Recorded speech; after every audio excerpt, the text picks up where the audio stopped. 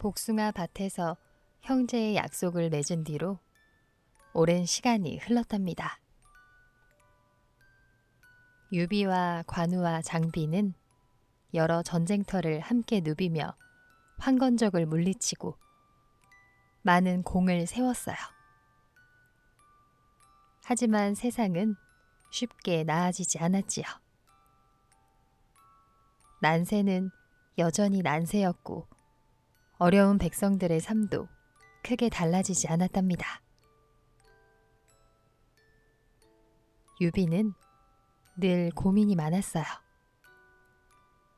마음은 크지만 아직 제대로 된 나라 하나를 갖지 못했고 군사도 많지 않았고 머물 곳도 이리저리 옮겨 다녀야 했지요. 유비는 가끔 관우와 장비에게 이렇게 말하곤 했답니다. 우리에게 정말 필요한 사람은 뛰어난 장수가 아니라 앞을 내다볼 줄 아는 지혜로운 사람일지도 모르고.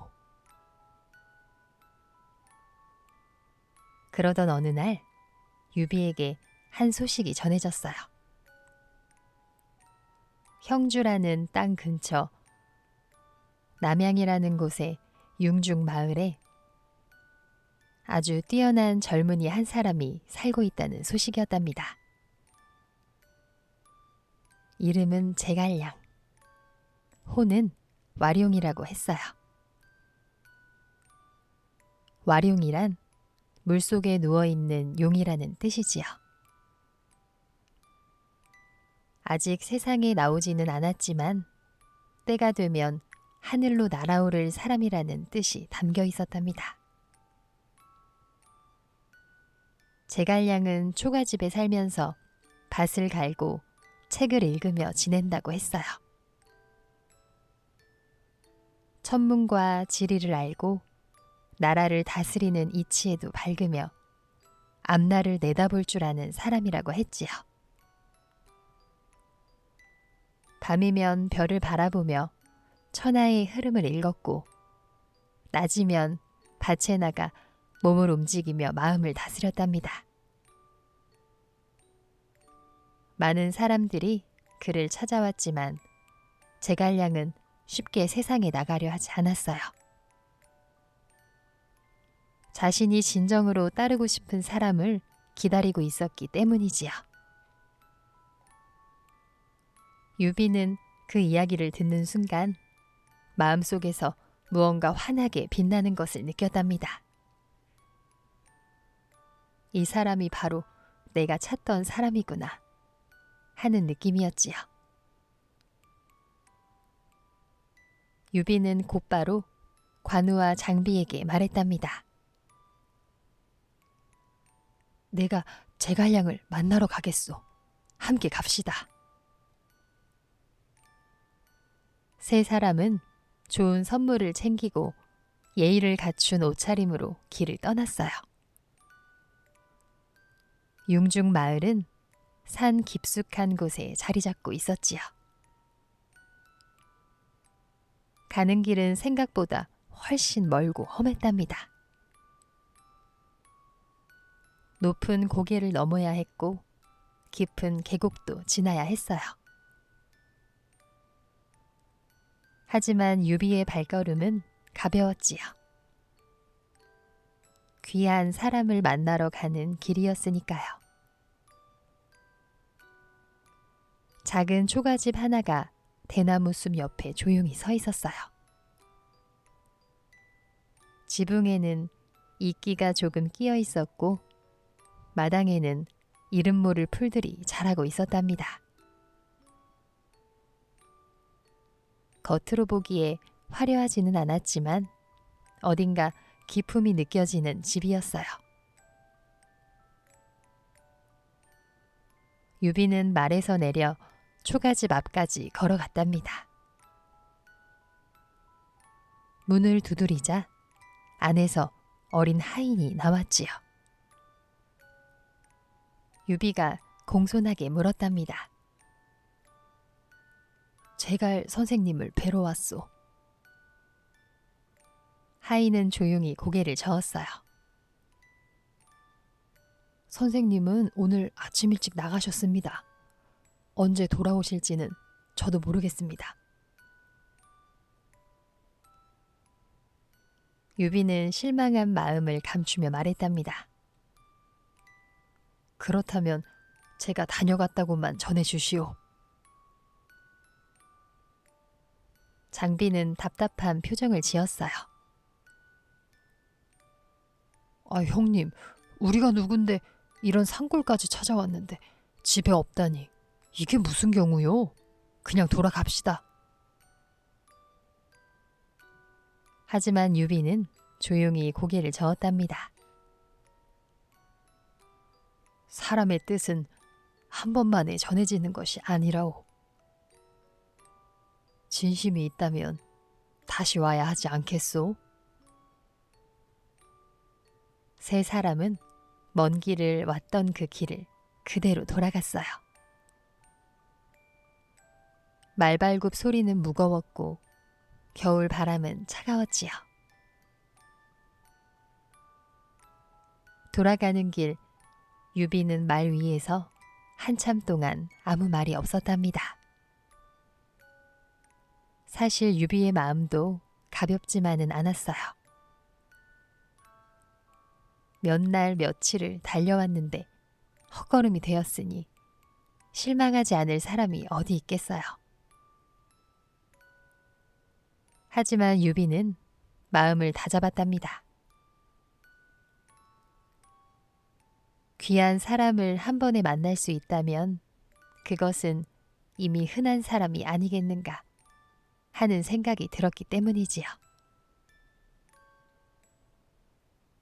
얼마 뒤 유비는 다시 한번 길을 떠났답니다.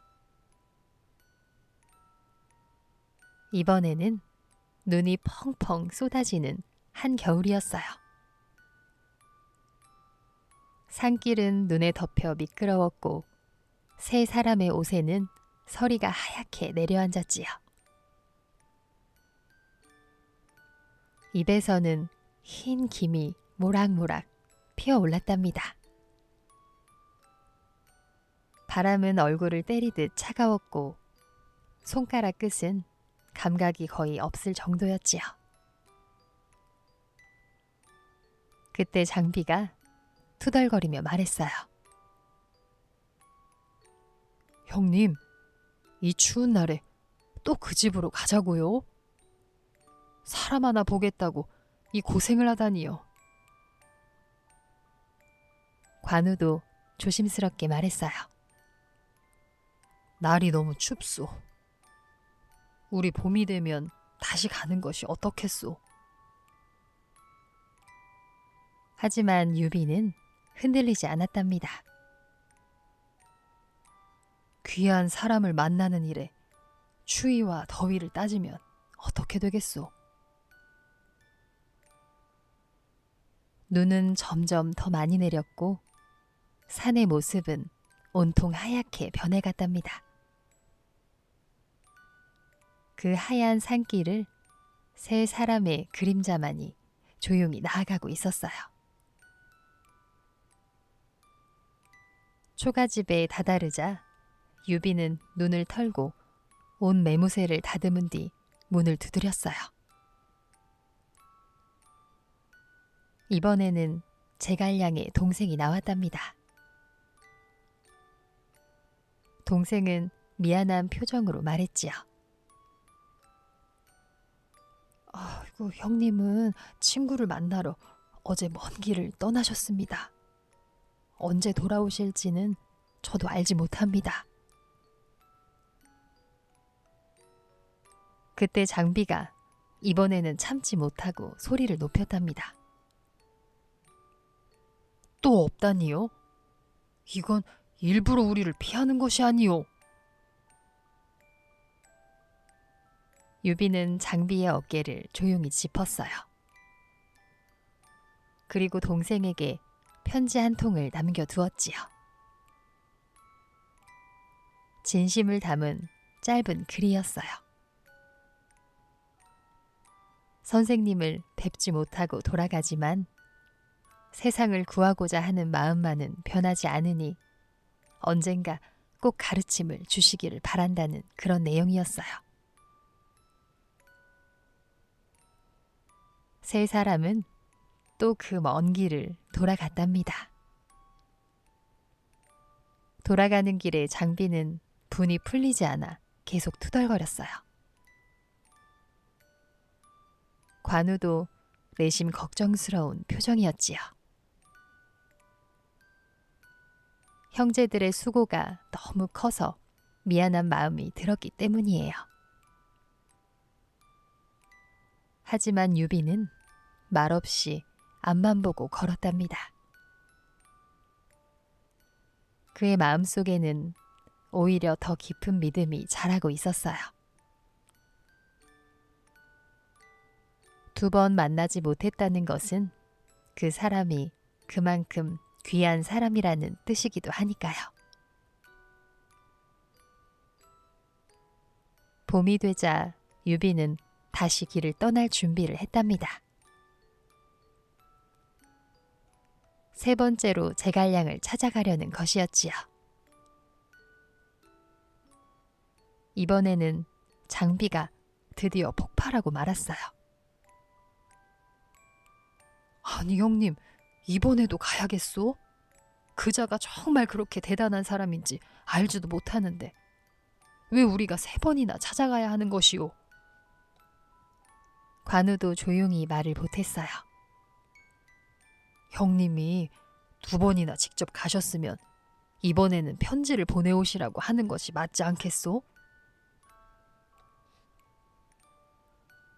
유비는 2 동생의 얼굴을 찬찬히 바라보았답니다. 그리고 부드럽지만 단단한 목소리로 말했어요. 내가 제갈 선생을 찾아가는 것은 내 자존심을 지키기 위해서가 아니오. 백성을 위한 큰 일을 하려면 나보다 더 뛰어난 사람을 스승으로 모셔야 하기 때문이오. 한 번만에 이루어지는 일이 어딨겠소. 진심은 3번이라도 두드려야 전해지는 것이라오. 장비와 관우는 말이 없었답니다. 유비의 말은 조용했지만 그 속에는 흔들림 없는 믿음이 담겨 있었어요. 잠시 뒤 장비가 먼저 입을 열었지요. 형님, 제가 성격이 급해서 번번이 화만 냈소. 형님의 뜻이 그러하시다면 저도 따르겠소. 관우도 조용히 고개를 끄덕였어요. 형님의 뜻을 제가 헤아리지 못했소. 함께 가겠소. 하고 말했지요. 유비는 2 동생의 어깨를 번갈아 짚으면서 고마운 눈빛을 전했답니다. 3 사람의 마음은 그 자리에서 다시 한번 하나가 되었어요. 3 사람은 다시 융중으로 향했답니다. 이번에는 봄꽃이 길 옆에 가득 피어 있었지요. 복숭아꽃도 살구꽃도 이름 모를 들꽃들도 초록빛 풀밭 위에 조용히 피어 있었답니다. 바람은 시원했고 하늘은 맑았어요. 3 사람의 발걸음도 조금은 가벼워졌지요. 초가집 앞에 도착했을 때 유비는 말에서 내려 멀찌감치 서서 기다렸답니다. 그때 하인이 나와 말했지요. 선생님께서는 지금 낮잠을 주무시고 계십니다. 유비는 조용히 고개를 끄덕였어요. 그리고 깨우지 말라고 당부했지요. 3 사람은 초가집 마당에 선 채로 기다렸어요. 시간이 얼마나 흘렀을까 장비는 다시 안절부절 못하기 시작했답니다. 형님, 저 사람이 일부러 안 일어나는 것이 아니오. 내가 들어가서 깨우겠소. 유비는 다시 조용히 장비를 말렸지요. 귀한 사람을 만나러 왔는데 그의 잠을 깨울 수는 없지 않겠소?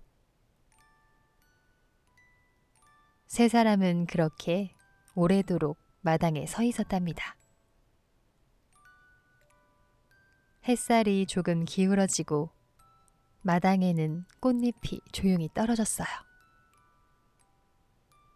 장비는 이따금 한숨을 쉬었고 관우는 말없이 팔짱을 낀 채 하늘을 올려다 보았지요. 하지만 유비는 그 자리에 선 그대로 자세를 흐트러뜨리지 않았답니다. 해가 조금씩 서쪽으로 기울기 시작했어요. 마당가의 대나무 숲에서 바람 소리가 들려왔고 새 한 마리가 조용히 지붕 위를 지나갔지요. 얼마 뒤 초가집 안에서 조용한 기척이 들렸답니다. 문이 열리고 한 젊은이가 천천히 걸어 나왔어요. 키가 크고 얼굴이 맑았으며 눈빛은 깊은 호수처럼 잔잔했지요. 손에는 깃털로 만든 부채를 들고 있었답니다. 바로 제갈량이었어요. 제갈량은 유비 앞에 서서 조용히 고개를 숙였지요. 3번이나 먼 길을 오시게 해서 송구합니다. 저 같은 사람이 무엇이 그리 귀하다고 이토록 마음을 쓰셨는지요. 하고 말했답니다. 유비는 제갈량의 손을 두 손으로 감싸 쥐었어요. 그리고 깊이 허리를 숙였답니다. 선생님, 제가 선생님을 찾아온 것은 저 자신을 위해서가 아닙니다. 이 어지러운 세상에서 고통받는 백성들을 구하고 싶기 때문입니다. 부디 저와 함께 그 길을 걸어가 주십시오. 제갈량은 한참 동안 유비의 눈을 바라보았답니다. 그 눈빛 속에서 거짓 하나 없는 마음을 보았어요. 그리고 조용히 고개를 끄덕였지요. 제갈량은 유비를 초가집 안으로 모시고 들어갔답니다. 작은 방 안에는 지도 한 장이 펼쳐져 있었어요. 제갈량은 그 지도를 가리키며 조용히 말했지요. 지금 북쪽에는 조조가 있어 그 세력이 가장 크고 빠르게 자라고 있습니다. 여기 동남쪽에는 송권이 있어 오랫동안 자리를 지키며 굳건히 서 있습니다. 장군께서 만약 남쪽과 서쪽 땅을 차지하신다면 새 세력이 나란히 설 수 있습니다. 그렇게 시간을 벌며 힘을 키우신다면 언젠가는 백성을 구할 큰 그림이 그려질 것입니다. 하고 말했답니다. 유비는 그 말을 듣고 가슴이 뛰었어요. 오랫동안 마음속에 있었지만 누구에게도 들어본 적이 없던 답이었기 때문이지요. 길을 잃고 헤매던 사람에게 저 멀리 등불 하나가 보이는 것 같은 순간이었답니다. 제갈량은 그 자리에서 유비를 따라가기로 마음을 정했어요. 3번 두드린 문이 마침내 열린 순간이었지요. 유비의 나이 47. 제갈량의 나이 27이었지요. 20살이나 어린 젊은이에게 유비는 고개를 숙이고 스승으로 모셨답니다. 이 일을 사람들은 삼고초려라고 부르게 되었어요. 초가집을 3번이나 찾아갔다는 뜻이지요. 그 후 제갈량은 유비를 평생 모시며 수많은 어려움 속에서도 곁을 지켰답니다. 유비가 나라를 세우는 데에도, 유비가 세상을 떠난 뒤 아들을 보살피는 데에도 한결같은 마음으로 함께 했어요. 3번의 발걸음이 평생의 인연이 되었고, 눈속을 뚫고 간 진심이 결국 하늘을 움직인 셈이었지요. 삼고초려의 이야기는 단순히 인재를 얻은 이야기가 아니랍니다. 진심이 어떻게 사람의 마음을 움직이는지를 보여주는 이야기예요. 유비는 자신이 더 나이가 많았지만 배우는 사람의 자리에 기꺼이 섰어요. 자신이 더 지위가 높았지만 귀한 사람 앞에서 고개를 숙였지요. 자존심을 내려놓는다는 것은 나를 낮추는 일이 아니라 더 큰 그릇이 된다는 뜻이랍니다. 우리도 살아가면서 정말로 얻고 싶은 것이 있을 때가 있어요. 좋은 스승, 좋은 친구, 그리고 좋은 기회. 그런 귀한 것들은 한 번에 오지 않는답니다. 2번, 3번, 어쩌면 그보다 더 여러 번 문을 두드려야 할 때도 있지요. 그때마다 돌아서고 싶은 마음이 들 거예요. 내가 이렇게까지 해야 하나? 내 자존심은 어떻게 되나? 그런 생각들이 들지요. 하지만 유비는 조용히 알려준답니다. 진짜 귀한 것은 한 번만에 손에 쥐어지는 것이 아니라고요. 기다릴 줄 알고 낮출 줄 아는 사람에게 비로소 천천히 찾아온다고요. 세상에는 2가지 사람이 있는 것 같아요. 한 번 두드려보고 열리지 않으면 그대로 돌아서는 사람이 있고, 열릴 때까지 조용히 다시 두드리는 사람이 있지요. 돌아서는 사람은 편한 길을 가지만 귀한 것을 만나기는 어렵답니다. 다시 두드리는 사람은 힘든 길을 가지만 끝내 문 안쪽에 귀한 것을 품에 안게 돼요. 유비는 후자의 사람이었지요. 그리고 바로 그런 마음이 훗날 제갈량이라는 큰 별을 곁에 두게 한 비결이었지요.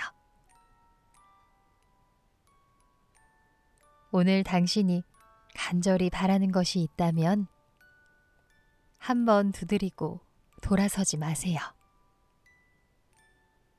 2번째 두드릴 때도 안 열리거든 3번째는 조금 더 공손한 마음으로 두드려 보세요. 문은 시간이 걸려도 결국 열리게 되어 있답니다. 그리고 그 문 너머에는 아주 귀한 것이 당신을 기다리고 있을 거예요. 유비가 눈속을 걸어 초가지까지 찾아갔던 그 진심은 오늘을 사는 우리에게도 조용히 이어지고 있답니다. 낮추는 용기, 기다리는 마음, 다시 두드리는 그 손길. 그 3가지가 모이면 어떤 귀한 사람도, 어떤 귀한 기회도 언젠가 당신 앞에 모습을 드러낼 거예요. 그러니 조급해하지 않아도 된답니다. 빠르게 가려는 마음보다 올바르게 가려는 마음이 결국 더 멀리 데려다 주지요. 3번의 걸음이 한 사람의 인생을 바꾸었듯 오늘 당신이 내딛는 그 한 걸음도 어쩌면 먼 훗날 당신의 인생을 바꾸는 한 걸음이 될지 몰라요.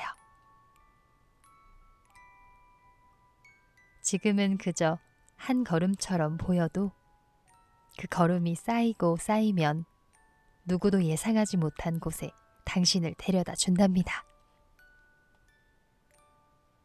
봄이 되면 눈이 녹고 그 자리에 꽃이 피는 것처럼 당신의 진심도 언젠가 반드시 꽃으로 피어날 거예요. 이곳은 상상도서관입니다.